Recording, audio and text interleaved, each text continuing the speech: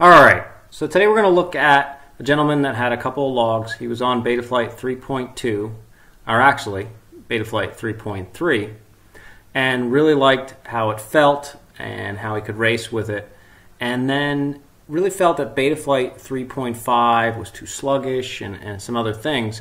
And he said, hey, you know what, let me catch some logs of this and let's take a look at it. And I said, that's perfect, let's do that. So let's check it out.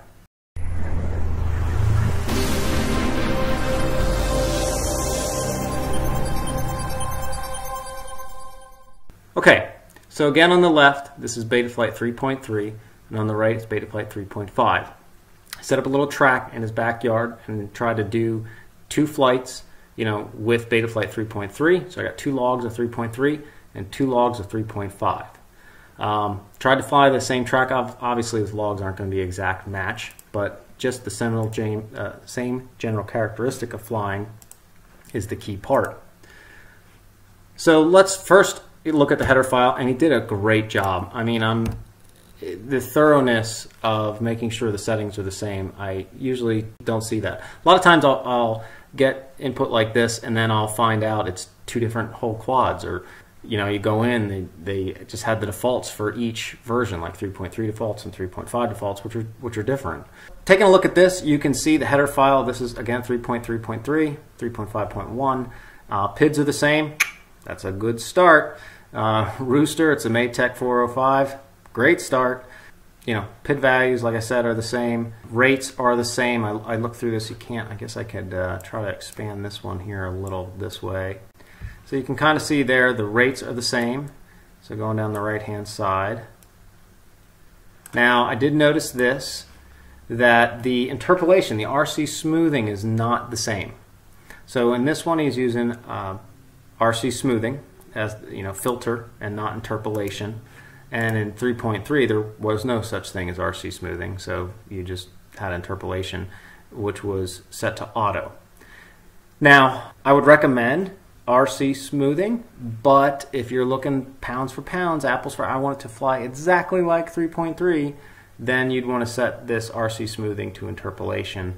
I also noticed that in 3.3 he was only smoothing the default, which is roll and pitch, so he was not smoothing throttle or yaw. So that would be one thing, to set RC smoothing to interpolation in 3.5 instead of filter, and then set it to only smooth, roll, and pitch. Has the ESC protocol the same, perfect. In this one he's using D-term set point weight of 0, which is gyro based on measurement, and then in 3.5 he has feed forward set to 0. Perfect. Both on measurement, no advancement or acceleration in feed forward to give it an extra snappy feel. So it's just plain up gyro based on measurement. Keep going down through here.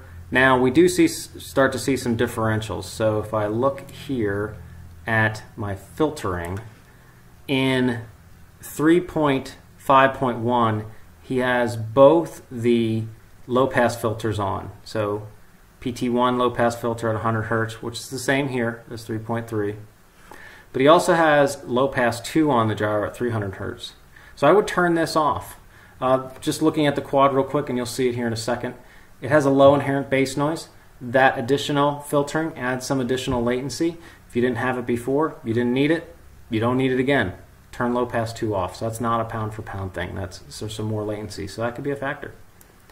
And then D-term filtering again. These aren't what I would necessarily recommend for 3.5, so don't go to these settings. I do recommend for 8K, which is sampling, which is what this gentleman's using to turn off low pass 2 on the gyro. On D-term, however, I wouldn't for everybody else, but in this quad, since really liking how 3.3 was, again, D-term he has at 100 and 200 Hertz for the low pass filters. In 3.3 you only had one low pass filter, and that was set at 110.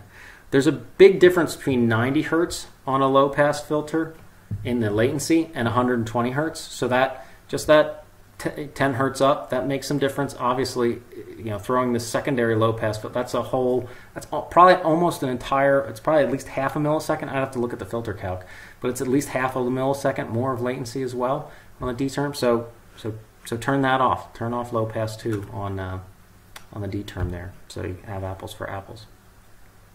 So I wanted to look that next, and I'll just go to the same trace setup. So we're going to trace setup 0. So if you have that UAVtech.json file, you can follow along in your logs, or if you wanted to look at the same thing on yours. I'm at 0, the 0 trace setup on the keyboard. And here there's a spot in the track where he's kind of doing a slalom, I would guess. I don't have the video, but you know, you can see the roll commands rocking back and forth, right? And you're starting to derive some pit error here. So essentially, he's commanding the RC rate in 3.3. So let's just open this up here to look a little closer. He's commanding the RC rate on roll to be, you know, here. This is where the RC rate is commanding, but there's a lag and a delay in 3.3 and in 3.5. I'll show that here in a second.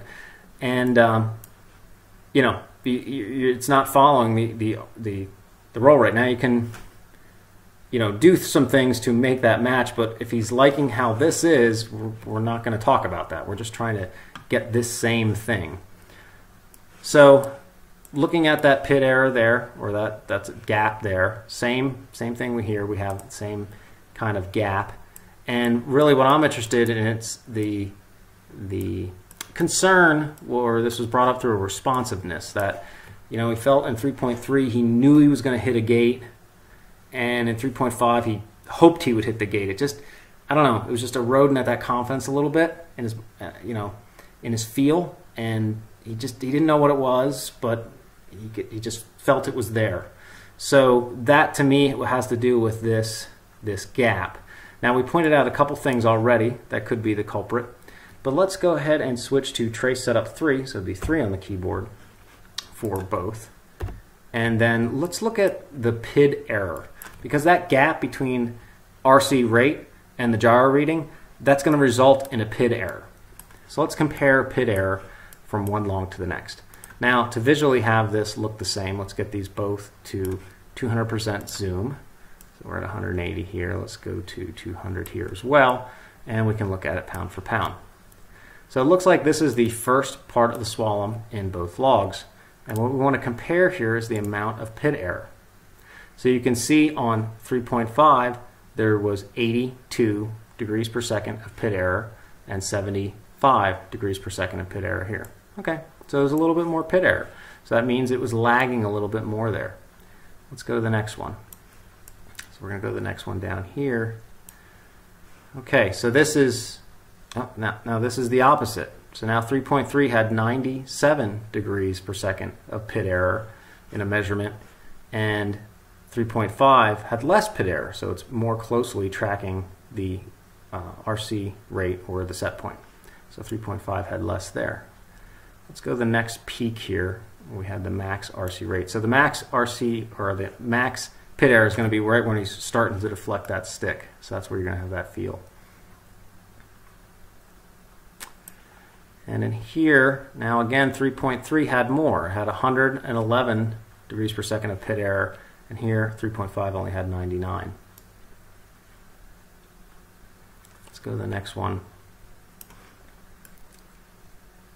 Here, I can always just visually tell this one's higher in 3.3. Let's go maybe to here. It's 120, 124. So 3.3 still had a higher PID error. Let's go to this next peak. It's not really a defined peak on this one. Let's, I guess, go to here. Ultimately, I looked at the PID error throughout the whole reach here, and in most of the average, if I just looked at different peaks, the 3.3 was more PID error. So it was less connected to the RC rate. So another way to look at the PID error as well is to go ahead and just run a spectrograph on it. So I'm going to run a spectrograph on PID error on the roll, and I'm going to do the same thing on 3.5. Now to do this, you have to then maximize it and drag the amplitude of the spectrograph all the way up. And if you're comparing apples to apples, you have to do it on both all the way up. So here's on roll, again on roll, and you can see the amplitude. It's, this is at 200 hertz. There's some basic, there's a couple things.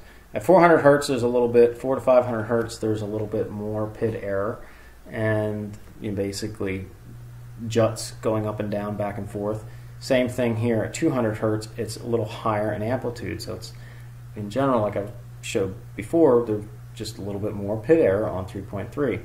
Same thing down here, you can see this is a 100 hertz marker right here. Down into the 30 hertz, 50, 30 hertz zone, there's just a little bit more PID error on 3.3 versus 3.5. Let's do the same thing for the pitch access.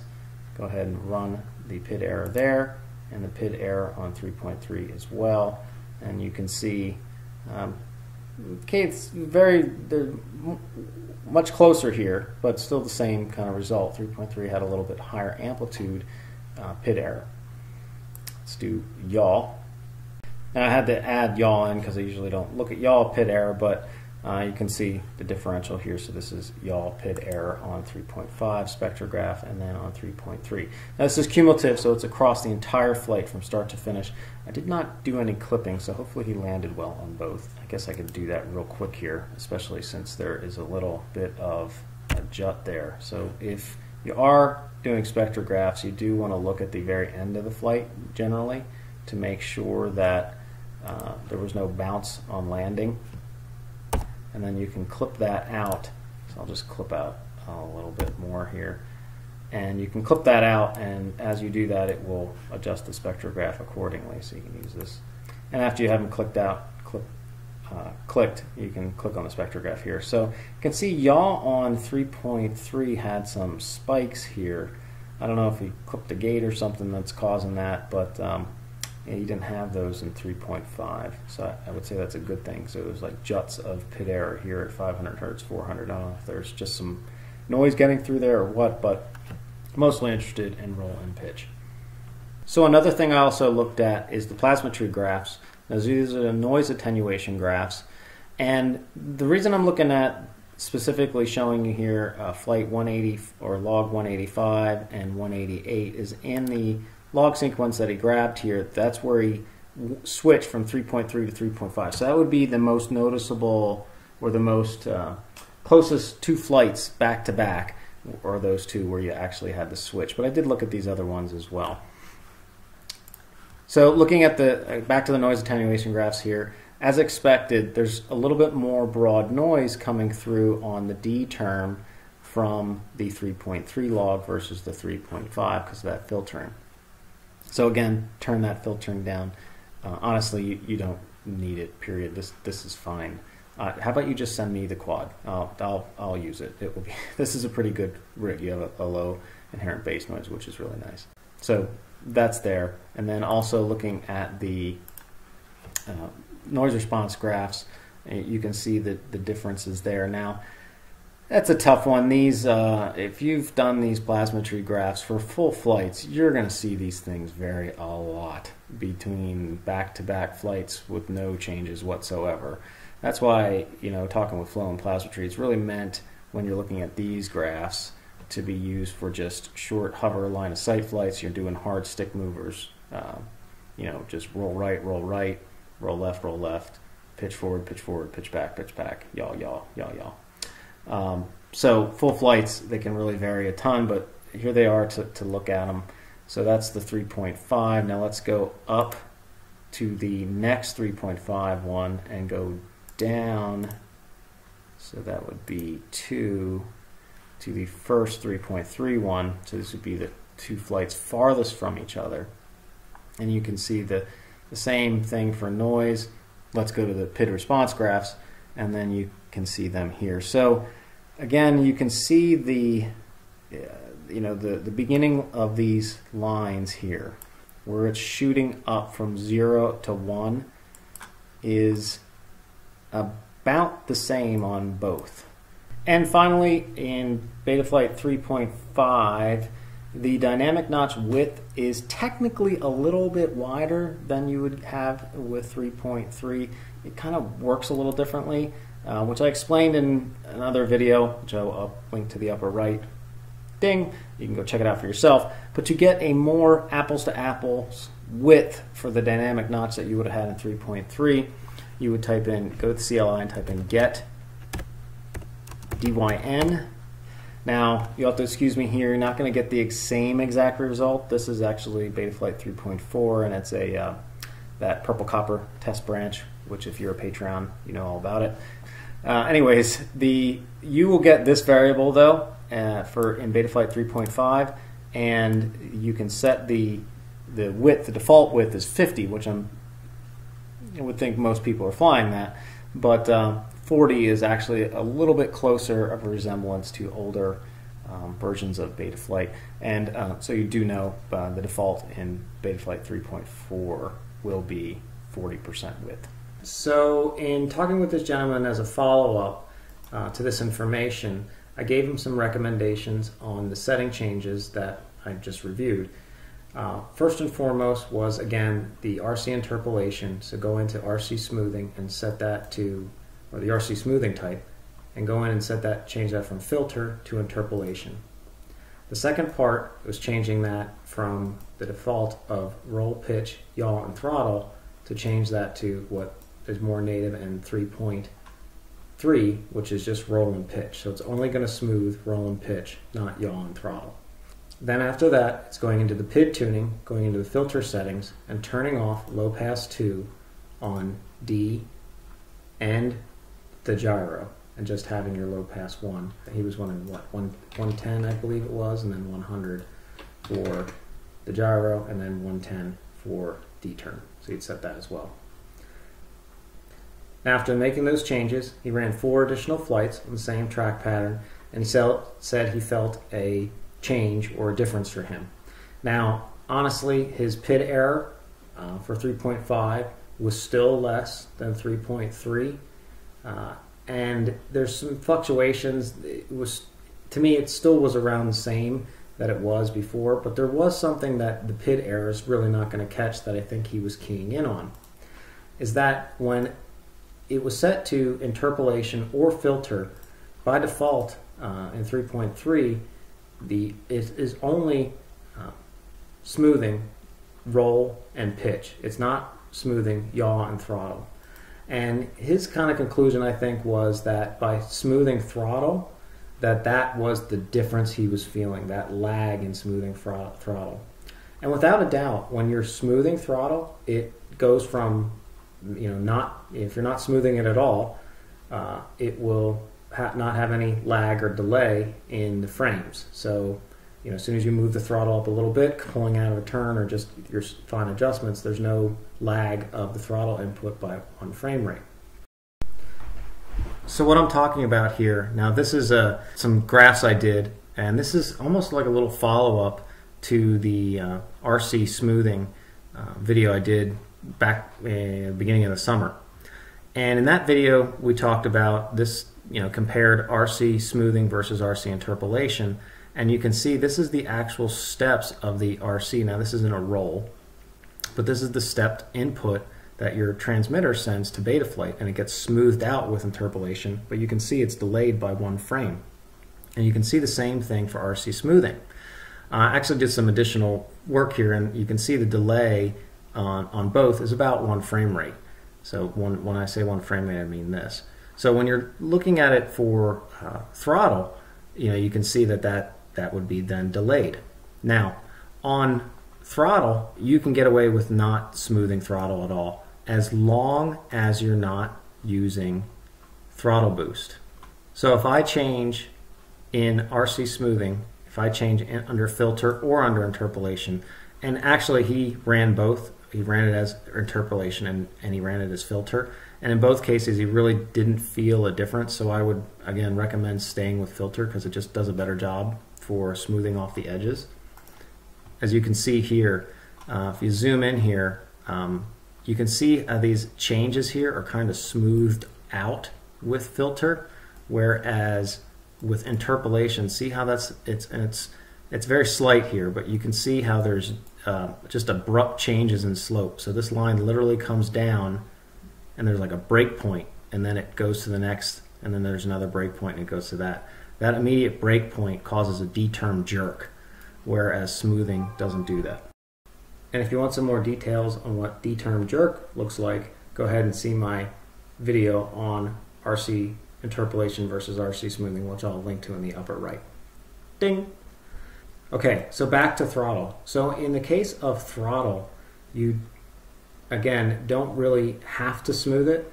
So under RC smoothing, we can change this to only smooth, roll, and pitch for, again, either filter or interpolation. In either case, so you can change that there. So we're going to go ahead and hit save. So why is that even there? Well, without smoothing throttle, you're going to get stepped throttle inputs. It's just every frame rate, it's going to tell the motors, instead of smoothly ramping up as you're ramping up throttle, it's going to jerk the motors up, jerk the motors up, jerk the moters up. And there is a new feature in Betaflight 3.5, I think it was 3.4, it all merges together, which is this throttle boost. So throttle boost enables you to kind of do, it's essentially feed forward for your throttle, but you can see without smoothing throttle, so if I set that to 23 for example, hit save, go to another tab, and then come back, that's going to be back to 0. So it will not allow you to use throttle boost unless you are smoothing throttle as a channel. So if I hit save now, go back to bid tuning, I can move throttle boost up. So in this gentleman's case, what made it feel better, and obviously what was more similar to 3.3, was turning off smoothing of throttle. But an alternative for him or other people that can try is leaving smoothing of throttle on and maybe giving throttle boost a shot. And you can turn that on, and that will obviously make up for that lag. Throttle boost, again, is feed forward for the throttle input. Okay, so with that, and with turning off his low pass 2 on gyro and D-term, in following up with him again, he was very happy with 3.5. He was going to flash it to all his quads. That was, to him, that was the missing piece. So hopefully through this video, if you're having those same feelings or same input, you've learned something about what you need to get settings back to 3.3. Hopefully you can see some of the differences that you need to look for when comparing version to version to version, and have some tips and tricks if you did want to kind of have more of a setup that was under 3.3. You can see the similarities in the logs, and you can see how latency was actually less, or pit error was actually less in 3.5 versus 3.3. So thanks again, and I hope this helped.